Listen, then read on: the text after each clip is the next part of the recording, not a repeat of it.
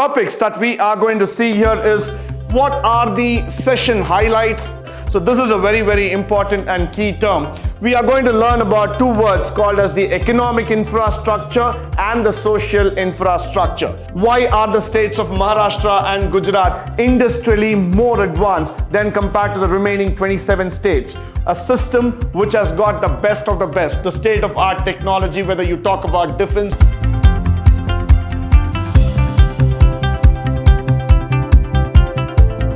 Good morning and welcome to the first session of Chapter 8 in First PUC Economics, and this is going to be on infrastructure.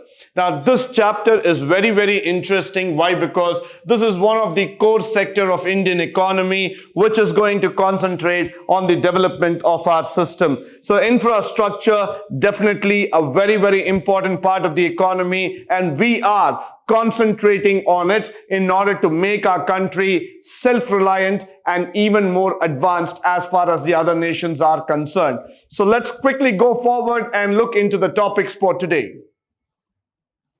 The topics that we are going to see here is what are the session highlights. We're going to look into the introduction of infrastructure. We are going to decipher the true meaning of infrastructure, followed by the relevance of infrastructure. So this is definitely going to be a very interesting session where you are going to understand not only the conceptual knowledge, but you're also going to understand the relevance of infrastructure in terms of development of our country. Quickly moving forward. Now, what is that we are going to cover in this topics? We are going to understand the main challenge India faces in the areas of social and economic infrastructure. So this is a very important and key term. We are going to learn about two words called as the economic infrastructure and the social infrastructure. Followed by, we're going to know the role of infrastructure in economic development.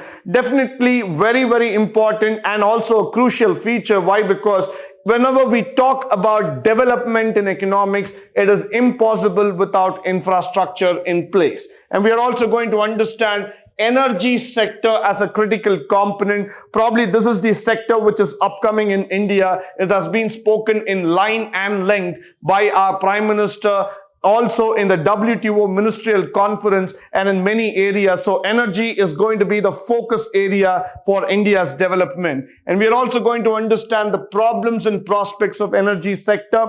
We need to look into it because with alternative energy setting into the Indian economy, we're going to take it to the next level as far as possible. Followed by the health infrastructure, not to mention and not to forget about the situation that we are facing today in the world. Healthcare infrastructure would not just become a priority, but would become the topmost mandatory important sector that would be needed for our survival. With all this in place, we are going to talk about infrastructure in detail as far as possible. So let's move forward and try to understand the need of infrastructure. Moving forward.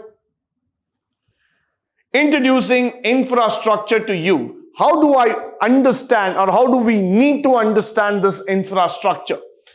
Many a time I want this to understand, I want you to start flowing with me in terms of these questions. Have you ever thought why some of the states in India are performing better than others in certain areas? So I start with a comparative question, and the same comparison is there. It's available in every part of India. My second question, why do Punjab, Haryana, Himachal Pradesh prosper when it comes to agriculture and horticulture? Why are the states of Maharashtra and Gujarat industrially more advanced than compared to the remaining 27 states? Why do we say Kerala, popularly known as the God's own country, has got more in terms of literacy, has got a higher rate in terms of healthcare?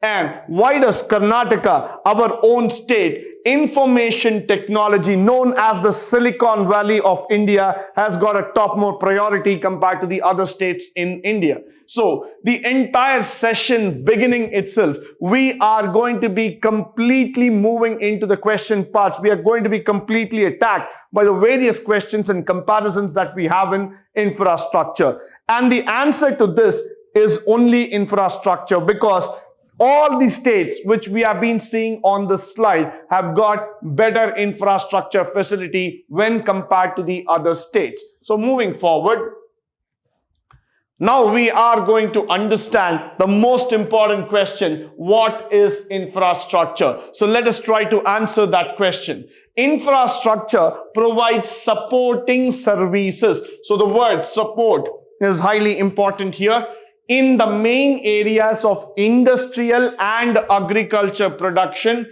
domestic and foreign trade and commerce. So probably infrastructure is the platform on which a nation is built.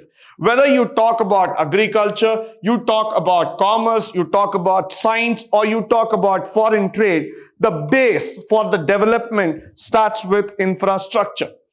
The services include roads, railways, ports, airports, dams, power stations, oil and gas pipelines, probably every single building that is helping us to develop the nation altogether.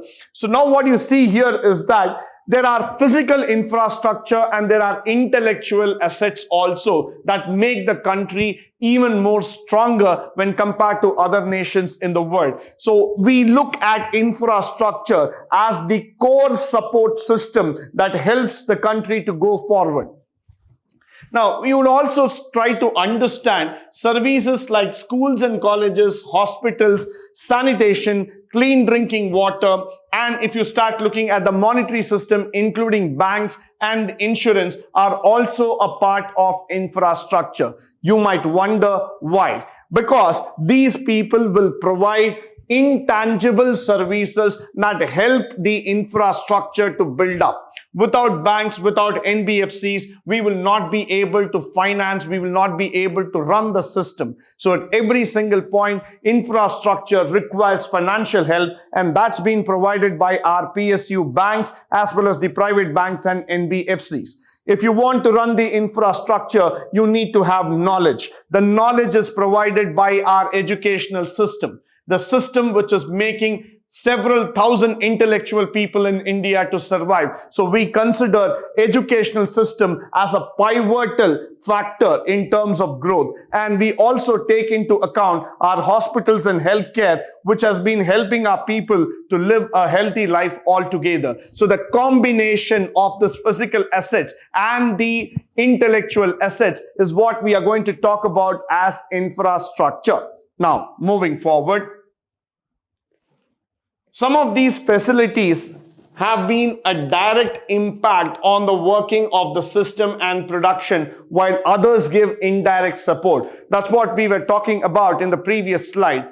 When you look at roadways, when you look at railways, or when you look at the airports, when you look at the dams, these are physical infrastructure which is actually visible and which is actually providing you a direct impact in terms of production. But when you look at a bank, when you look at a school or a college, you might not be able to see a direct impact, but you will be able to understand and appreciate the factor, the knowledge that is being provided, the financial assistance that is being provided, the support that is being provided in terms of healthcare are the driving factors for a developing country like India. In the coming years, we are going to strengthen these sectors, which is going to become the core sectors and the most emerging sectors across our country. Some divide infrastructure into two categories. Now let's try to get into the categorization of infrastructure. The first category is the economic category, and the second category is the social category. Infrastructure that is associated with energy, transport, communication, that are included with the former category, that is with the economic category. So whichever is directly involved in terms of production, in terms of economic activities, in terms of producing some business, we categorize them as economic activities, while education, housing, sanitation, clean drinking water are associated with the social factor. So when we look into this infrastructure, two things have to be understood by us. One side, we are talking about those economic infrastructures, those tall buildings bridges, express highways, lanes, transport, and every other factor which is visibly creating an impact into the minds of people. But the other side, you also need to understand there is a social infrastructure, an infrastructure which is providing support from the behind, which is going to create an amount of support in terms of providing you knowledge, in terms of providing you all kind of benefits and facility, most importantly, giving you a clean and a quality of living altogether. That is the social infrastructure. So every citizen will also be interested in building a better social infrastructure in this country. So this is highly important for all of us to know. Now, moving forward, what is the relevance of infrastructure? Why do you think infrastructure is so relevant when it comes to our country? Now, let's try to understand it in a very simple manner. Apart from using this word support system, I'm also going to talk about the modern industrial economy. For a while, let's try to understand after our independence, the one thing that India always wanted to create is a new brand identity, an image. Before those hundreds and thousands of countries where India wanted to stand out and say that we are no less to anybody. We wanted to transform India into a modern industrial society. A system which has got the best of the best, the state-of-art technology, whether you talk about defense, you talk about healthcare, you talk about any system of this world, India wanted to challenge and India wanted to give a solution saying that we are less to none. So that is where we thought that we needed an infrastructure. We needed a system that could support our ambitions, that could fuel our dreams, and that could lead us to the next generation as far as possible. So infrastructure, according to us, is not just a support, but it is our ambition, it's our dream, and it's our passion to see that India becomes the most developed nation in the world with the best system in place. So that is why we always say the relevance of infrastructure is highly important for economic development. Moving forward, we also thought that agriculture should not just remain as agriculture that was practiced hundreds of years back. We wanted agriculture to be modernized. We wanted to bring in the technology. We wanted to give them the equipments, the best of the best seeds and support so that agriculture could become a modernized system which will help the farmers to produce better and in turn help us in reducing the food shortage and other kind of problems. So even agriculture is a part of the infrastructural dream altogether, and we want to take infrastructure seriously in terms of providing support to all levels as far as possible. So that's why I would say that agriculture also needs to be given high importance. Moving, we also thought that the modern roadways and railways, the connecting factor that could connect the farmers to the city, that could connect the produce to the producers and to the people all together. We wanted to do it, and that's where infrastructure paved a way altogether. So we wanted India to be connected with modern roads, with modern transport systems, and the best of the best in terms of logistics, so that every time the produce reaches the people fast and direct as far as possible. Now, moving forward, we also wanted infrastructure to the contribution of economic development just by increasing the productivity factors and thereby going on to the quality of life as far as possible. Now, many times there would have been a comparison between India and the developed nations. People compare India to America, people compare India to UK, to Singapore, to France, to Germany. But the answer to this is that India cannot be compared to any other nations just because of the diversity, just because of the ethics, the values, the principles, and the struggle what India has overcome altogether. If you look at the Indian infrastructure, it is a combination of multiple models. For other countries, it might have not been the serious struggle as what India has undergone.